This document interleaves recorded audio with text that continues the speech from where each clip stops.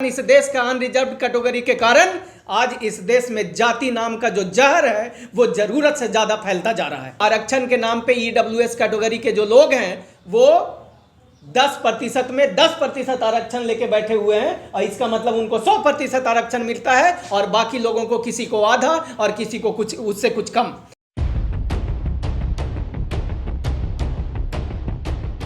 नमस्कार साथियों, आज मैं आपके सामने इस देश के 75 साल से हो रहे सबसे बड़ा घोटाला के बारे में को मैं उजागर करने जा रहा हूं और मैं आपको आज बताने जा रहा हूं कि ये घोटाला क्या है और इस घोटाला से देश की 90% आबादी SC ST OBC और माइनॉरिटी के लोग किस प्रकार से गरीबी, कमजोरी, मजबूरी, लाचारी और बेरोजगारी में जीवन यापन करने को मजबूर हो रहे हैं। तो साथियों, इसको मैं ये भी बताऊंगा कि इसका निवारण क्या है और मैं आपको ये भी बताने वाला हूं कि इसके निवारण से इस देश का आर्थिक, सामाजिक, राजनीतिक, खास करके इस देश की 90% आबादी जो SC ST OBC माइनॉरिटी के लोग हैं उनको नौकरी भी मिलेगा, रोजगार भी मिलेगा, आर्थिक सहायता भी मिलेगी और वो सामाजिक रूप से मजबूत भी होंगे।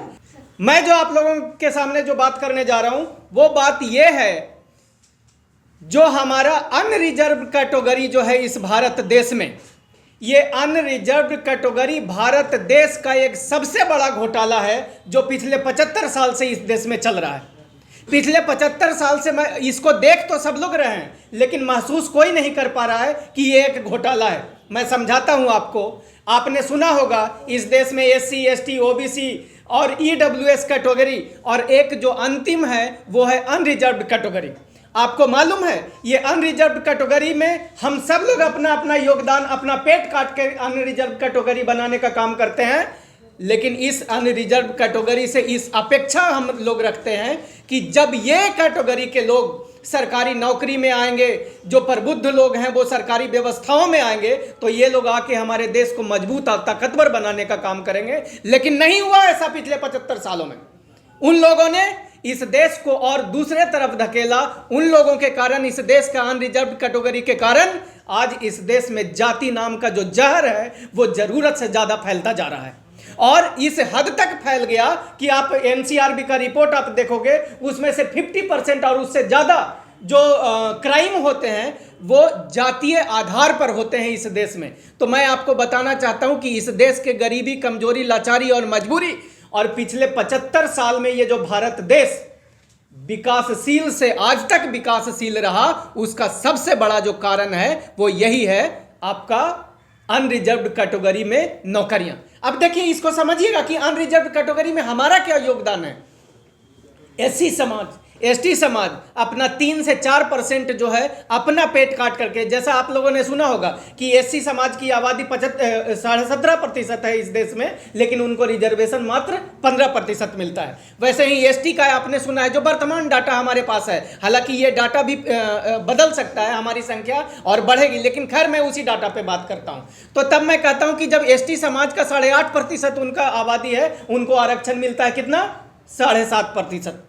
उसके बाद OBC समाज को आप देखोगे, इनकी आबादी बिहार की जाति जनगणना को अगर हम लोग आधार मान लें तो बिहार की जाति जनगणना से यह कहता है कि 63% पॉपुलेशन जो है इस देश का वो है OBC समाज का, लेकिन उनको आरक्षण कितना मिलता है, मात्र 27%। इसका मतलब यह हुआ कि OBC भी अपना पेट काट करे लगभग 33 से 34 या 34 से 35% अपने हिस्से का, अपने अधिकार का इस देश के निर्माण में, राष्ट्र के निर्माण में वो अनरिजर्व कैटेगरी के नाम पे उन्होंने दिया है। लेकिन ये जो अनरिजर्व कैटेगरी के लोग हैं वो लोग इसका गलत इस्तेमाल करके देश में जात पात फैलाने का और बढ़ाने का काम कर रहे हैं। अब इसकी आर्थिक स्थिति को समझिए। जैसा कि आप लोग जानते हैं, सरकारी नौकरियों में इस देश के GDP का 3% जो है खर्च होता है सैलरी के नाम पे, जो 9 लाख करोड़ रुपया प्रति वर्ष होता है। उस 9 लाख करोड़ प्रति वर्ष में 50% भी, अगर हम 49.5% है वैसे, 50% भी हम मान लेते हैं तो 4.5 लाख करोड़ रुपया हमारे हिस्से का आता है। और हमारे हिस्से का आता है उसकी भी स्थिति हमने दिल्ली यूनिवर्सिटी में RTI करवाई। RTI से पता चलता है कि दिल्ली यूनिवर्सिटी में आज के तारीख में लगभग 70 से लेके 85% सीटें SC की, ST की, OBC की खाली है आज भी। इसका मतलब जो 4.5 लाख करोड़ रुपया जो हमारे घरों में जानी चाहिए थी, उसमें से लगभग 1.5 लाख करोड़ रुपया हमारे परिवार, हमारे समाज, इस देश के SC ST OBC के लोगों के पास जा रही है। इसीलिए इस देश के SC ST OBC लोग गरीब, कमजोर, लाचार, मजबूर और बेरोजगार हैं। मैं सही बोल रहा हूं? मेरी बात समझ में आ रही है आप लोगों को? अब मैं आपको बताता हूं, ये जो यानी आपका इधर हो गया, और उसके बाद आप देखिए कि इसमें से जो आज हमको आरक्षण में जो हमने अपनी कुर्बानी वहां दिया, EWS कैटेगरी का नाम आपने सुना है। इस देश में सवर्णों की आबादी अलग अलग स्टेट में अलग अलग है, कहीं 6% है, कहीं 7% है, कहीं 8% है, अगर उसमें से मुसलमानों को निकाल दिया जाए तब।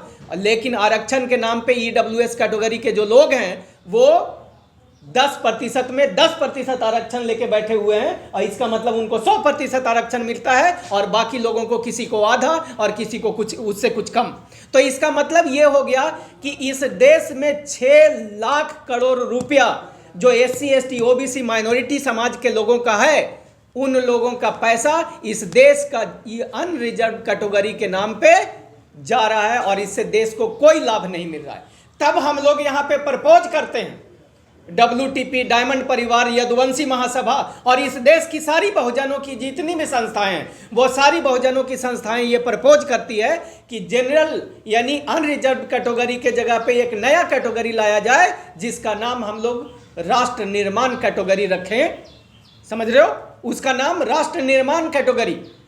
और राष्ट्र निर्माता ये कौन कौन लोग होंगे? इस कैटेगरी में कौन लोग आएंगे?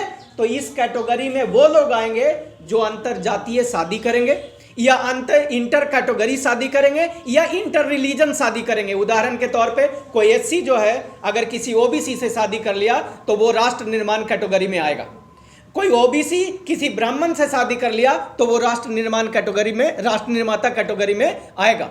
तो कहने का मतलब ये जो कैटेगरी अगर बनाया जाए और इसमें 25% आरक्षण हम लोग लेकर के आए उन लोगों के लिए, तो आप समझिएगा, डेटा से मैं आपको समझाता हूं। 7th पे कमीशन के बाद ये पता चल गया कि इस देश में लगभग 36 लाख लोग सेंट्रल गवर्नमेंट में काम करते हैं। बिहार की जाति जनगणना से पता चल गया कि 20,47,000 आदमी सिर्फ एक स्टेट में स्टेट गवर्नमेंट की नौकरी करता है, और बिहार जैसी इस देश में लगभग 20 ऐसे स्टेट हैं जो 20-20 लाख लोगों को नौकरी देता है। इसका मतलब अगर एवरेज हम निकाल लेते हैं तो ये जो संख्या होती है वो लगभग 4 करोड़, यानी 4 करोड़ 36 लाख लोग सरकारी नौकरी इस देश में करते हैं। और उस 4 करोड़ 36 लाख लोगों को हर व्यक्ति जो भारत देश में रहता है वो उसकी मैक्सिमम जो नौकरी करने की जो समय होता है वो लगभग 30 साल होता है। और 30 साल में इसका मतलब ये हो गया कि हर साल लगभग 14 लाख लोग रिटायर करते हैं। जब 14 लाख लोग रिटायर करते हैं, इसका मतलब 14 लाख लोगों की रिक्रूटमेंट भी होती है।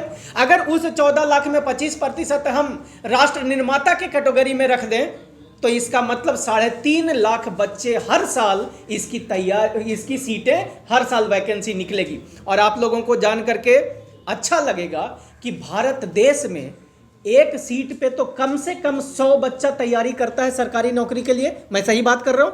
इसका मतलब चलो 100 को हम छोड़ देते हैं, उसको लेकर के हम आ जाते हैं 10 बच्चा भी अगर एक सीट पे नौकरी करता है, इसका मतलब 35 लाख ऐसे लोग हो जाएंगे इस देश में जो लोग inter category, inter caste, inter religion शादी करेंगे।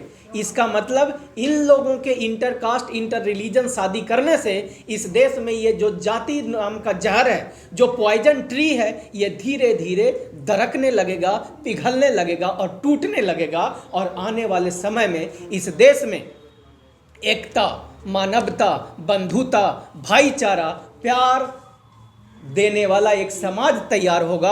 और जब ये समाज तैयार होगा तो आज जो आप लोग सुनते हो कि जाति के आधार पर इंटरव्यू में किसी को नंबर कम दे करके हटा दिया गया, लेकिन आप इमेजिन करो कि अगर एक SC कोई एक अपर कास्ट के लोगों से शादी कर लेता है और उनके लोग इंटरव्यू में बैठे होते हैं, जब वो लड़की, वो महिला इंटरव्यू बोर्ड में जाएगी तो उसके साथ वो आदमी गैर बराबरी नहीं कर पाएगा। इसका मतलब उसके साथ वो लोग भी आगे बढ़ जाएंगे जिसके साथ वो परिवार जुड़ा हुआ है। तो कहने का मतलब मिला जुला के 1 साल में लगभग 1 करोड़ ऐसे व्यक्तियों का निर्माण होगा, ऐसे युवाओं का निर्माण होगा, ऐसे ब्रिगेड तैयार होंगे जो जाति के खिलाफ लड़ाई लड़ने का काम करेंगे और इस देश में मानवता, एकता और बंधुता को वो लोग लागू करने का काम करेंगे। इस देश में भारत निर्माण कैटेगरी को लाया जाए और इस देश की सरकारों में और सत्ता में बैठे हुए मैं खास करके बहुजन समाज के जितने भी मुख्यमंत्री इस देश में हैं, आपके माध्यम से उनको कहना चाहता हूं कि वो अपने स्टेट में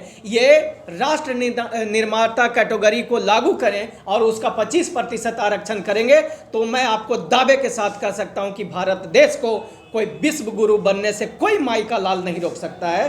धन्यवाद। जय भारत, जय संविधान।